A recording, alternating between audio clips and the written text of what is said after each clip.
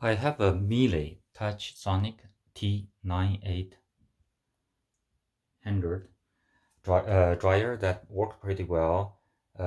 Occasionally, I need to reset the heating button, the fuse button at the back, like three button. Normally one of them could go out, and then just press it, it works again.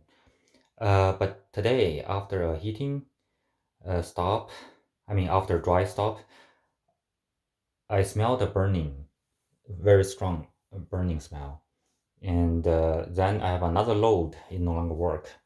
So I open and close it several times. It start to turn again. Let me show you.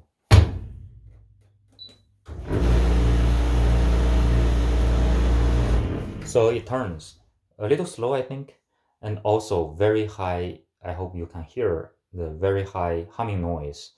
Almost sounds like the motor is having a high resistance somewhere. So what I did is I opened and remove this, unscrew, remove the other side as well, and then open the top. I try to have a visual inspection of the whole dryer.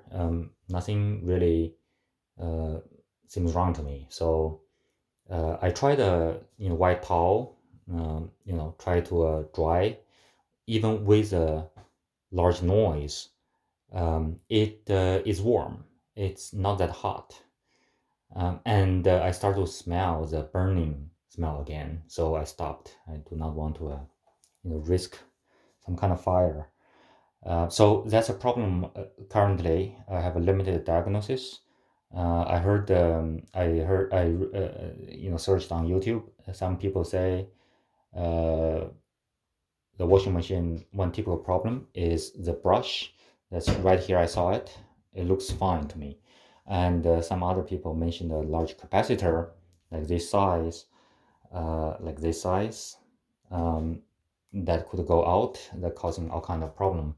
I'm not sure. It require opening all kind of covers. So that's a current issue and my limited diagnosis.